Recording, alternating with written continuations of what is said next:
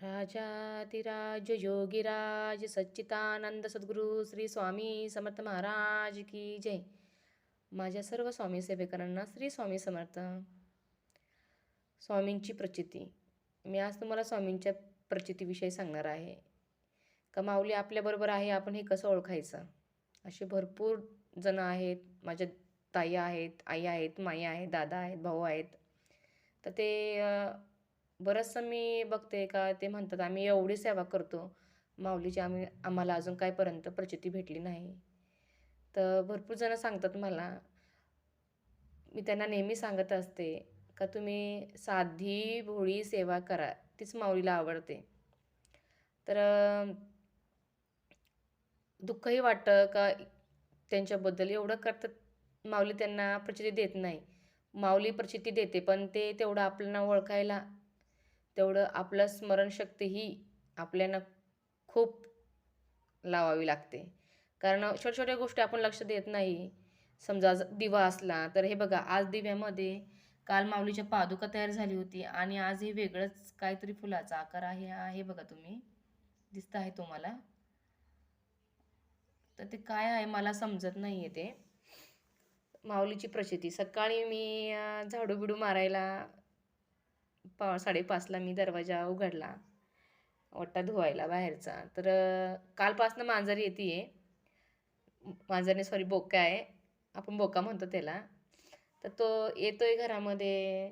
काल सकाळी आला होता, माझी पूजापाठ चालू, तेव्हा तो माझ्याबरोबरच होता पूर्ण पूजा होईपर्यंत. नंतर दूध बीध घातलं, निघून गेला. पुन्हा संध्याकाळी नैवेद्याला रात्री तेच झालं. दिवाबत्ती करायच्या वेळेस तो आला आणि स्वयंपाक माझा निम्मा झाला होता. 7:30 वाजेपर्यंत पूर्ण झाला होता, म्हणजे फक्त भाकरी राहिल्या होत्या नैवेद्याच्या. आणि म्याव म्याव करून पाया तिकडं पळ तिकडं पळ. मग म्हटलं नाही बाई, पहिल्याला नाही, मला काहीतरी खायला देऊ दे. त्याला मी दूध भात दिला, त्याने तेवढं खाल्लं आणि निघून गेला. त्याच्यानंतर आज सकाळी पुन्हा तेच झालं. 5:30ला दरवाजा उघडला, घरामध्ये आलं, माझ्या मांडीवर बसलं आणि धुवून चून झाल्यानंतर देवाजवळ मी येऊन बसले, रांगोळी काढत होते, मांडी येऊन बसलं. त्याचं काय त्याच्या मनामध्ये विचारायचं होतं काय माहिती. आणि मी देवापुढे फक्त ह्या छोटीशी रांगोळी काढली, ही आपली गाई पावलांची. आणि त्याच्यानंतर ते थोडंसं किचन वाट्यावर जाऊन बसलं.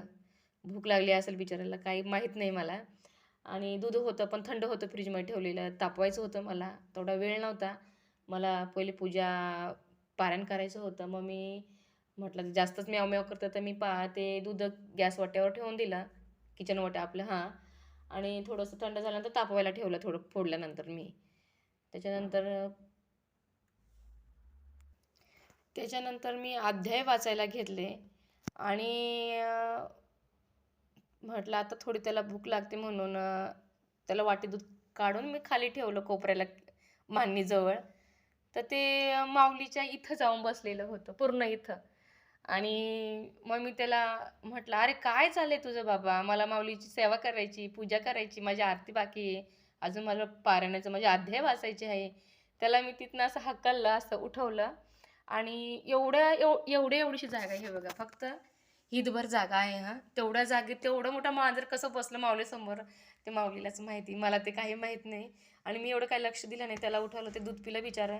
आणि इथंच ह्याच आसनावरती इथं मी बसले, इथं खाली बसले, मी मांडी घालून अशी आता बसले आहे, अशीच बसले. आणि माझ्या मांडीवर ते येऊन माझे पूर्ण 7 अध्याय वाचोपर्यंत माझ्या मांडीवरच होतं ते. मी तुम्हाला आता ते मी दाखवणार आहे माझ्या मांडीवर कसं. ते इतकं निशब्द असं मला हात लावत होतं, हे माझ्या हाताला. आणि असं काय सांगत होतं ते माझ्या माऊलीलाच माहिती. पूर्ण वाचन माझं झालं तोपर्यंत माझ्या मांडीवरनं ते काय उठलं नाही. वाचन झालं, मी त्याला हळूच उचललं आणि सोप्यावर तिकडं नेऊन ठेवलं. म्हटलं बाबा आता मला आरती करायची आहे. तिथं नेऊन ठेवलं, ते सोप्यावर जरासं 5 मिनिटं बसलं. माझ्या आरती होईपर्यंत माझ्या पायातच रेंगाळत होतं. रेंगाळत रेंगाळत म्हटलं आता हे काय कालही आलं होतं, आजही आलं माझ्या, म्हणजे. पण मला एकच नवल वाटलं का ते एवढ्याशा जागेमध्ये एवढं मोठं मांजर कसं काय जाऊन बसलं. माऊलीकडे तोंड केले त्याने आणि असं मुटका करून बसलेला. अशी नंतर मला आठवलं का काहीतरी माझी माऊलीच मला सांगते आहे, अगं मला भूक लागली आहे, मला जेवायला दे, थंडी वाजली आहे, मला मांडीवर घे. माऊली कोणत्या रूपात येईल ना मी तुम्हाला सांगू शकत नाही. तर छोटे छोटे अनुभव आहे. आणि खरंच पारायण काळामध्ये ना आपण हे म्हणतो माऊली कोणत्याही रूपात येईल. त्याच्याकरता आपलं मन आपलं खूप शुद्ध असावं लागतं. आपल्याला ओळखावं लागतं. पक्ष्याच्या रूपात येईल, प्राण्याच्या रूपात येईल, गायीच्या रूपात येईल, कशाच्या रूपात येईल, मानवाच्या रूपात येईल, कशाच्याही रूपात येईल. फक्त आपली स्मरणशक्ती आपल्याला चांगली ठेवावी लागते आणि माऊलीची सेवा ही मनोभावाने करा. तुम्हाला तुम्हाला नक्कीच प्रचिती येईल, नक्कीच. तर चला, आज माझा हा दुसऱ्या दिवसाचा अनुभव होता आणि तो तुम्हाला मी शेअर केला आहे. मला नक्कीच कमेंट करून सांगा, माझे व्हिडिओ तुम्हाला कसे वाटतात. मला कमेंट करा, शेअर करा. नवीन असेल तर सबस्क्राईब करा. सर्वांना श्री स्वामी समर्थ.